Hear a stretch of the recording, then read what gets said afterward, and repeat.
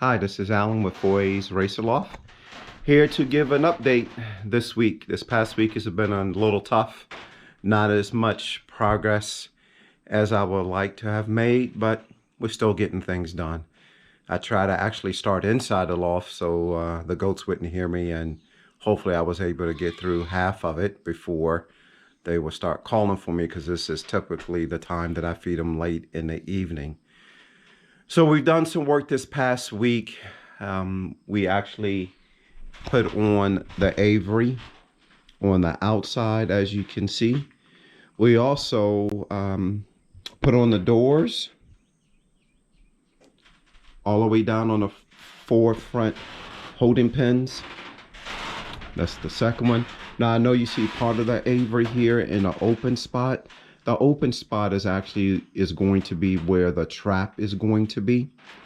And then you're going to have that same space to that first 2x4 that's actually going to be open to for the trap. So when I'm training, when I get to the point that they're yearlings, or actually should say that, when I get to the point sometime in late September, early October, because our race season won't start until November, I believe if you separate the sexes, they actually fly better. So I'll have the cocks on one side, the hens on the other, and that way I can keep them separated and train better. Of course, you let the cocks out first. If you get 45 minutes to an hour, you good. Hens are typically will fly longer. And then this is the fourth one. Now between these two pins, the same aviary, and I'll take you outside to see that, will be on the same on this side. So it would actually span over 9 feet, where all four front pins will have aviaries. The doors underneath, I can run them back and forth, but we're making progress. So the hard cloth is up. Over top of the pins, there's chicken wire, just to try to control the cost, because the cost of the hard cloth is very expensive right now. This is 1/2 inch hard cloth. Here there's nothing covering, but I will either put chicken wire or hard cloth up. It all depends on what I really have left to use, but I think it's going to work well. Perches have not gone up yet, but I will put them on both sides of the wall. There's plenty of space. There's a lot of air circulation for ventilation. You can see I have expanded metal on the floor. The lean-to roof, which you can see towards the back, is open right now, but I will probably put wire to stop birds or other animals from getting in. But then it slopes up 2 more feet towards the top. And what you're looking at right now will stay clear. That's that plexiglass that I have there that will allow more light in. But hopefully during the summer, because it gets very hot here in Texas, that there'll be enough air circulation. There's usually always a breeze, so it shouldn't be a problem. If there is, I can set some fans up high and have it pull air in and out, or I can prop the door open. I will run some wires of power in here along the top, so maybe 3 or 4 lights. And I'll have a cord outside along with a plug where I can plug in the clock. I might have to run it off a generator for a while or a battery until I actually get power down here, but either way it works.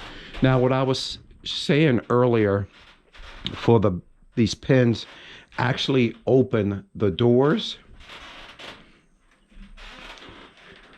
and I will find some way to latch it, but it actually gives the birds the front area, which is a 6x4, the hallway, which can also come across here.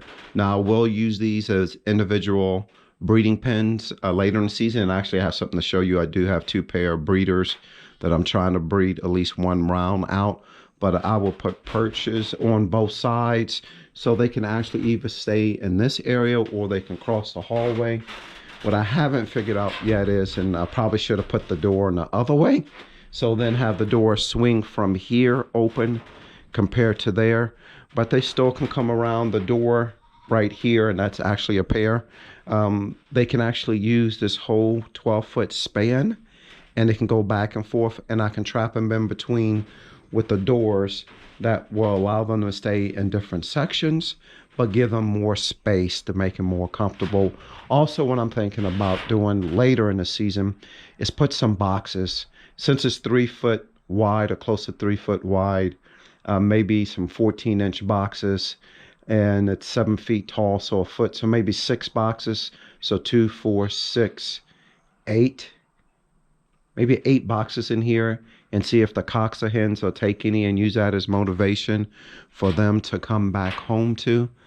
But, you know, hey, it's time and time, and I have time to try to see what works best. I had some birds before that used to race back very well just to get to their perch or for their mate. So we'll see. Okay, so hey, that's a breeding pair for me. I had them in a garage in a rabbit cage. My wife wasn't very happy because they were in a garage, but hey, I moved them out here. It was a tight spot. The eggs did hatch out 2 days ago. So I'm happy to say that there's 2 babies in there. I have not put the perches up yet. I have them coming in. Hopefully it'll be here Monday, and I'll start making it more of a home or area where they're more comfortable. Of course, I will get better waters and feeders and grit holder. And then there is a second pair, which is right here. Now, they did lay eggs. They wasn't any good, probably because, again, being in a small confined area, it wasn't best suited to mate birds up with. I tried my best. I divided it in half, which gave them over 15, 16 inches in length, and it's probably 20 inches in depth. It's not the best situation, but I did what I could to try to at least get one round out of the birds that'll give me something to start racing with this fall. The good thing for us out here in Central Texas or the Austin area is we don't start until probably late October, early November, and run through the holidays. It doesn't get that cold here that early, so hey, we'll see how it goes. I'm not sure if I'm gonna have to pull flights, or what I prefer to do is cut flights and then let them dry out and fall out and then let them grow back in. But, you know, more to come. But their eggs wasn't any good, so I'll throw them out and just move them down here. So we're making progress. Oh, I guess I can show you this because the last time, sorry about the noise with the goats, there was no door. So now the door's here. It's not fully set, so I know you can see the shims around the door, just trying to get it to set appropriately level and everything else, but it is in. So it's going to function well. It's going to work. Also, we have steps now. No more climbing up and down using a ladder, which made it very challenging. So on the south side now, we put more hardy boards up top, or hardy planks, depends what you call them. But we were going to work on the last 2 up top, but the winds were too strong. Excuse me, so we could not do that. So we stopped on that side, and this side again we just put one up. There's one left to go up there. As you can see, I'll back up a little bit more. The way that the roof comes up, there's 2-foot gaps in between. Again, I'll put wire up there to keep birds and other things from trying to get into there. But one more piece to go on this side. You can see the plastic or the plexiglass there in the center. We were able to get on the northeast side it's lower to the ground and easy to get up, and the wind was coming out of south, so we wouldn't feel like we were getting pushed around on the ladders, and hardy plank was catching wind, so it made it a little bit more challenging. You can see the front aviary now. So this is what the other side is going to look like. We're going to have another one just like it on the opposite side, but it's 3 foot high, 2 feet deep, and this way it's anchored underneath. So you can see it was a 2x4 that was ripped down to a 2x2, and we have it sitting on that and anchored into every 2x4 that's going across, so no leg or anything needed. I believe it's going to function well, allow great air circulation.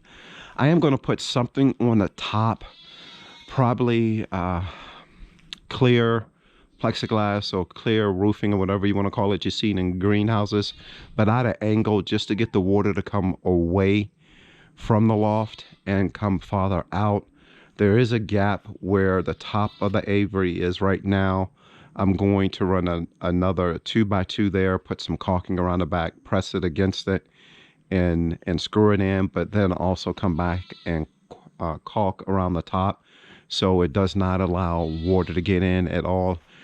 I know it will, but I'm gonna try my best to try to keep it out. And up top where the plexiglass come together, it's gonna be some trim pieces. Still a lot of trim work to do on the edges, but it's looking good. It's getting there. We'll do some trim here now on the north side of the loft. We were able to finish it, so again, it's closer to the ground. The winds were coming out of the south, so on the north side we were protected, so it wasn't getting pushed around too much. Still got to do some trim work, and then after all the trim work is done, then we'll get into some painting, which I can't wait for. I'm sorry for the goats, y'all. I really do apologize. They're looking for me to feed them now. And then on the back, as you can see, it's done, except the trim that will go right up at the 12-foot mark all the way to the top. Again, wire across the back, as I was mentioning earlier. I don't believe, excuse me, that I would need to run a gutter here. I'll wait to see how the water sheds off of it. If I do, I will run a gutter to get the water farther away. But I don't believe I will need to. So, hey, we're making progress. Things are looking better. I'm going to walk around the opposite side. Hopefully, it's not as loud.